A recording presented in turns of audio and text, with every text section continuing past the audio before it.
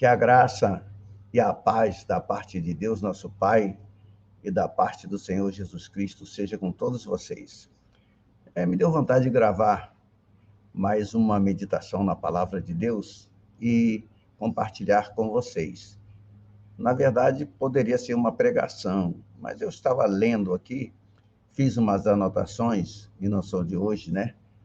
E gostaria de compartilhar. Quem sabe poderá ser útil a alguém na sua meditação para com as coisas de Deus. Eu quero falar em 1 Reis, primeiro livro de Reis, capítulo 19. O título eu coloquei aí no rodapé da tela, né? 10 atitudes erradas de um filho de Deus. E praticamente eu vou mais ler com vocês do que pregação. Não é uma pregação, não é desse jeito que eu prego.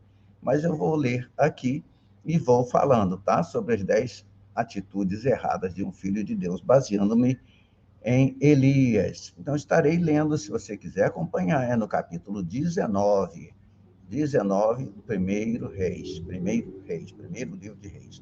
Está escrito assim: Acabe fez saber a Jezabel tudo quanto Elias havia feito e como matara todos os profetas à espada. Então, Jezabel mandou um mensageiro a Elias a dizer-lhe: façam-me os deuses como lhes aprover. Se amanhã, a estas horas, não fizer eu a tua vida, como fizeste a cada um deles. Eu acho que vocês conhecem essa história. Elias enfrentou os profetas de Acabe e Jezabel, né? Acredito eu que mais de Jezabel do que de Acabe, os desafiou e acabou matando a todos eles, muitos e muitos profetas, centenas. E Elias os derrotou pelo poder de Deus e os matou. Então Jezabel chegou a saber disso e prometeu que ia matar Elias. Então, aí é que nós podemos ver, quando eu ler o verso 3, não sei como estará na sua versão, tá? Estou lendo na Almeida Revista e Atualizada. Verso 3 do capítulo 19 está escrito assim, ó: Temendo, pois, Elias, levantou-se e, para salvar a sua vida, se foi e chegou a Berseba, que pertence a Judá, e ali deixou o seu moço.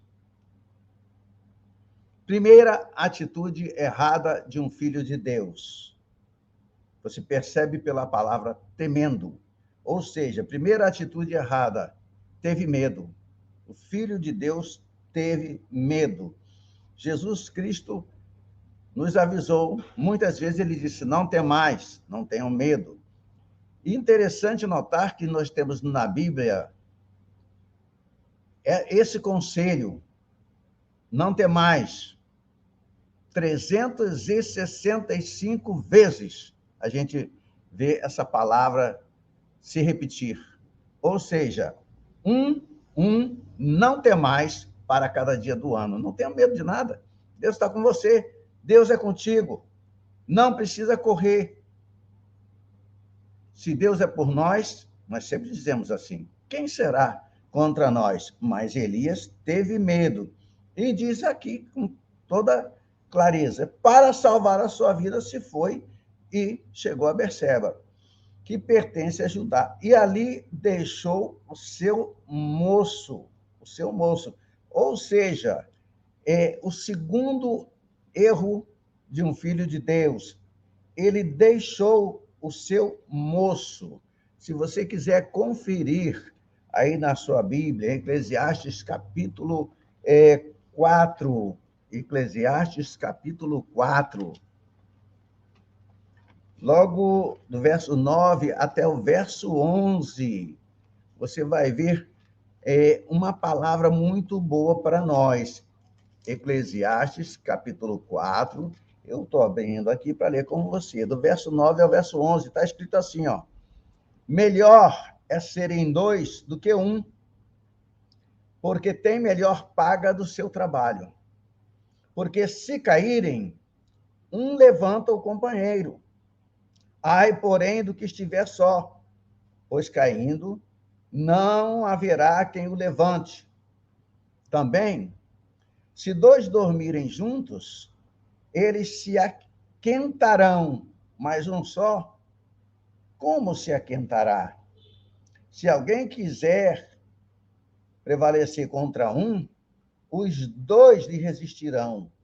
O cordão de 3 dobras não se rebenta com facilidade. Ou seja, aqui no primeiro livro de Reis 19, no verso 3, no finalzinho, diz que ele ali deixou o seu moço.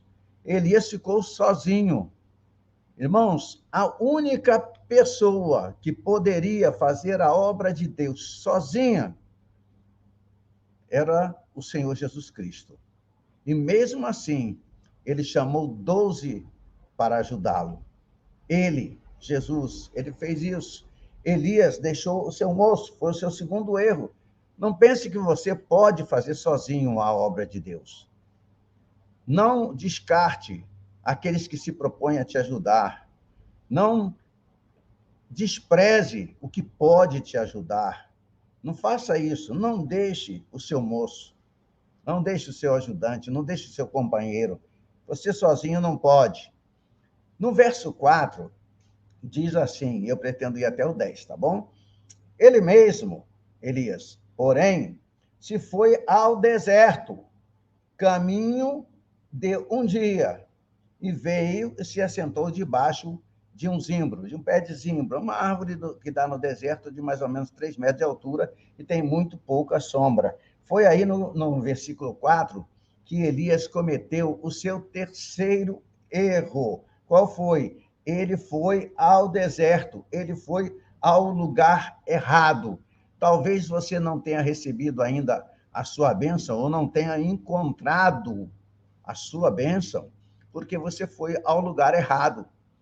Talvez você esteja indo ao deserto, você esteja indo aonde você não vai encontrar o Senhor Jesus Cristo para te ajudar, para te abençoar. Você está no lugar errado. Não vá para o lugar errado. O que é que tem no deserto? Deserto, morada de demônios, tem escorpiões, tem serpentes, tem todo tipo de coisa que não vai te ajudar. Elias foi até lá. E o que aconteceu? Se deitou debaixo de um pé de zimbro. Vamos para a quarta atitude errada? É o verso 4, diz, ele se deitou, né? Se assentou debaixo de um pé de zimbro. E verso 4 diz, e pediu para si a morte.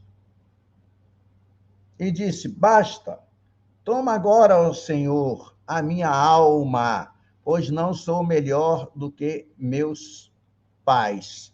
Veja só, a quarta atitude errada de Elias, ou de um filho de Deus. A sua oração não foi verdadeira. Não, ele pediu o quê? Pediu a morte. Ele está orando a Deus pedindo para morrer. Aí eu te pergunto, por que eu estou dizendo que não foi verdadeira? Porque se ele quisesse morrer, ele não teria fugido. Ele teria deixado Jezabel pegar ele. Jezabel disse que ia matar ele e ele fugiu para não morrer.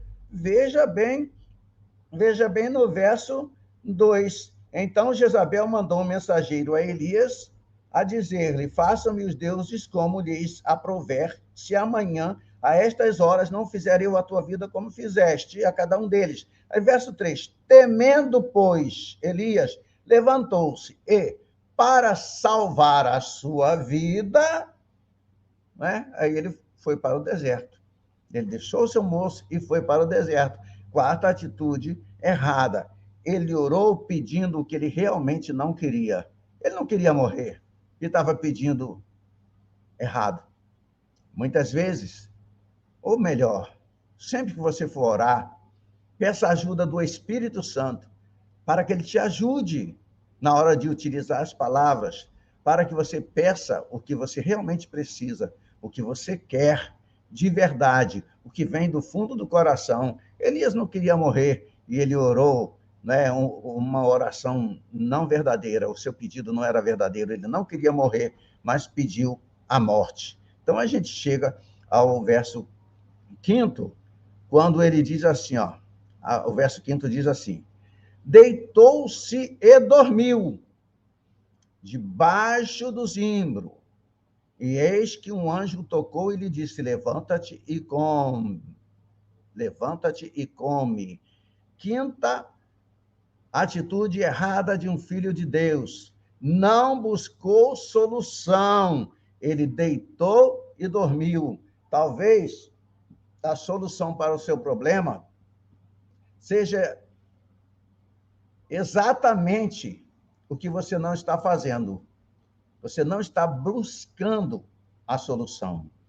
Às vezes você fala: Jesus, me abençoa, e se senta e fica esperando sentado que caia do céu a tua bênção. Você não está buscando, você não está indo atrás, você não está correndo atrás do que você quer. Você apenas como diz aqui sobre Elias, deitou e dormiu. E dormiu. Veja, Deus não chamou a mim e a você para a gente ficar dormindo, para a gente ficar deitado, para a gente ficar de boca calada, para a gente ficar quieto. Não, de jeito nenhum, meu amado irmão.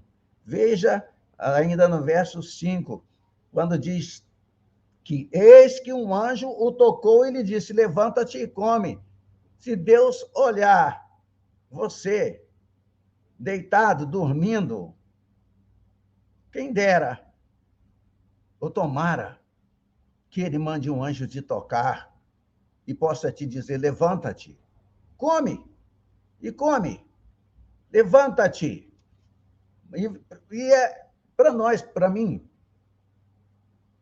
é quase que assustador a atitude de Elias, exatamente por quem ele era. Verso 6, olhou ele, Elias, e viu, junto à cabeceira, um pão cozido sobre pedras em brasa e uma botija de água.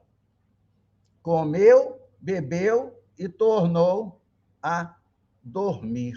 Comeu, bebeu e tornou a dormir. É interessante que eu acho aqui, vamos espiritualizar aqui um pouquinho, me dê essa permissão.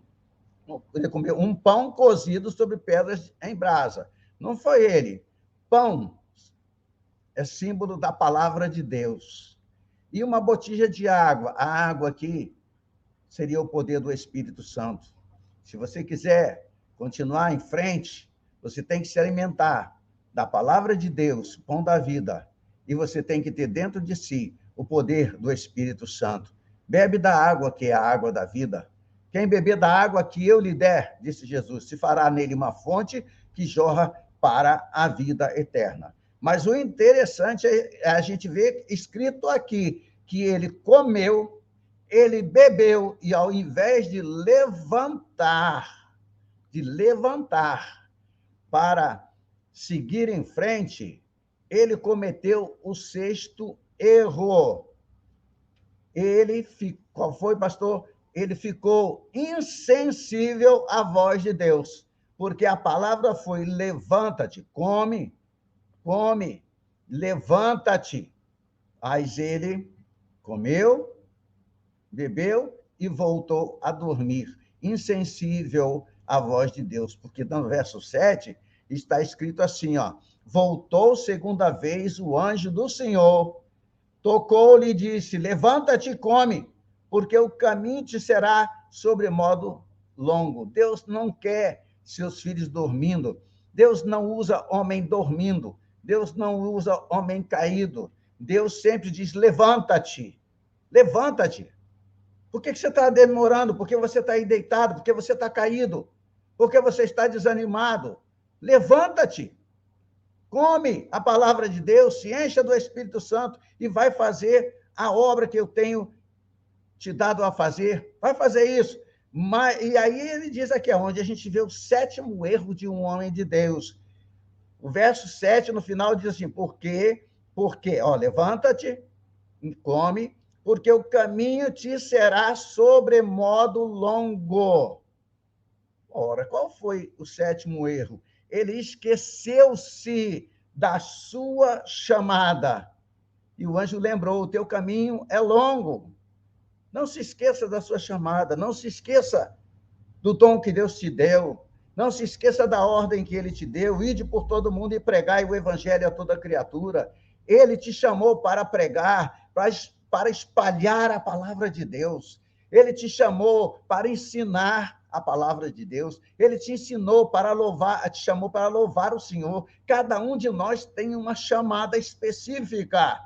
Não se esqueça da sua chamada, não se esqueça do dom que Deus te deu. Deus te chamou, entregou uma tarefa nas tuas mãos. Não se esqueça disso.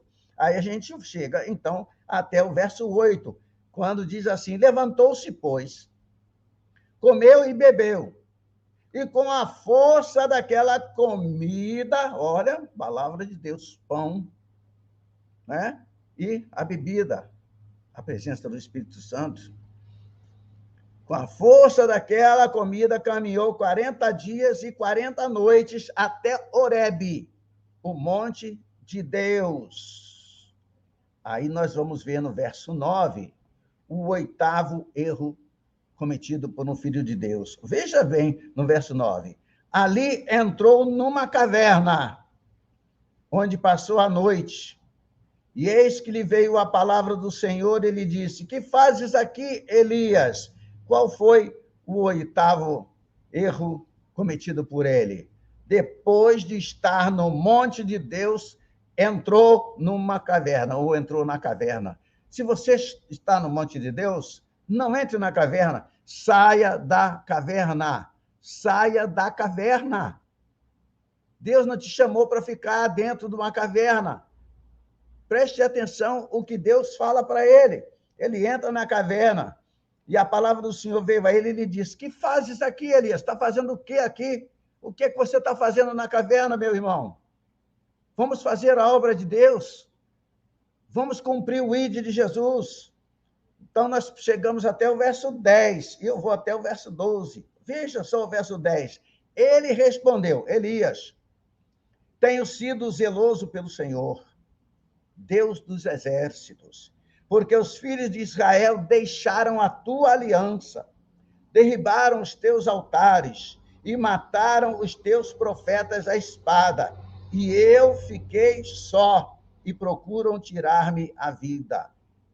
Nono erro cometido por um filho de Deus. Nona atitude errada é o egocentrismo, a comiseração. Elias teve pena de si mesmo. Eu fiquei sozinho, coitadinho de mim. Se fosse hoje, vamos procurar um psicólogo, porque eu estou com pena de mim mesmo. Eu estou sem forças para trabalhar, preciso que um psicólogo fale comigo? Não, não precisava. Deus estava ali com ele. Ele teve pena, não tenha pena de você mesmo. Se você está passando pela tempestade, eu te digo, o vento vai passar, e se você estiver firme na rocha, você vai continuar de pé, pronto para fazer o que Deus te ordenou. Ok? Vamos agora para o final da nossa pequena mensagem de hoje. Verso 11 e 12 diz assim: disse-lhe Deus, sai da caverna, e põe-te neste monte perante o Senhor. Eis que passava o Senhor. Olha só, me ajude aí, me acompanhe devagarzinho aí, ó. Eis que passava o Senhor. E um grande e forte vento fendia os montes e despedaçava as rochas diante dele. Porém, o Senhor não estava no vento. Depois do vento, um terremoto, mas o Senhor não estava no terremoto. Depois do terremoto, um fogo, mas o Senhor não estava no fogo. E depois do fogo, um cicio tranquilo e suave.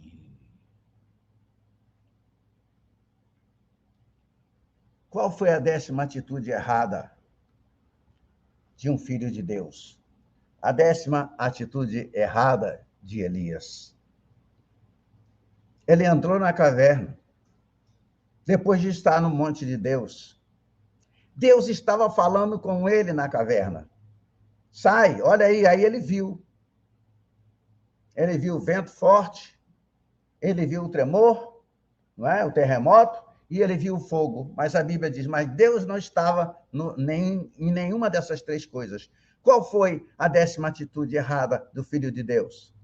Talvez seja a tua atitude errada. Hoje, agora, nesse momento que você me ouve, a 10ª atitude errada? Procurou Deus no lugar errado. Procurou no vento, procurou no terremoto e procurou no fogo. Mas Deus estava do lado dele. Você está procurando Deus aonde? Será que ele não está ao seu lado? Será que ele não está pronto sempre para segurar a tua mão, para te conduzir pelos caminhos corretos, para trazer a vitória até a ti, ou para fazer a vitória correr atrás de ti? Porque as bênçãos vêm depois. Às vezes você vai fazendo a obra e as bênçãos vão acontecendo e você nem toma conhecimento, vai tomar conhecimento mais tarde. 10ª atitude errada de um filho de Deus. Procurou Deus no lugar errado. Veja se você não está procurando Deus no lugar errado. E se estiver, para um pouquinho. Fala com ele que ele vai te responder. Ele vai te orientar. Ele vai mostrar para você onde ele está. E onde é que ele está? Não te deixarei, nem te desampararei. Estarei contigo, todos os dias, até a consumação dos séculos. Ele está do teu lado. Aproveite a companhia do Senhor. Você não anda sozinho. Aonde quer que você vá, ele está contigo. Não temas, não tenha medo do que o homem possa fazer. Apenas mantenha a sua comunhão com Deus e continue firme em frente, em direção a Jerusalém celestial, porque Jesus nos espera e ele voltará em breve. Deus te abençoe. Medita um pouquinho no que eu meditei aqui e anotei aqui. Está tudinho anotado aqui na minha Bíblia, bem na lateral. Não sei se você está vendo os rabiscos aí em vermelho, ó. Está vendo aí em vermelho? Eu faço isso, anoto, penso, reviso. Qual tem sido a minha atitude? Porque, irmãos, não tem jeito, né? A gente sempre acaba errando. Então, vamos fazer de tudo para errar o mínimo possível. Vamos dar a mão ao Senhor e pedir ao Senhor para segurar em nossas mãos. Que Deus te abençoe, em nome de Jesus. Você pode dizer amém comigo? Então, diga amém.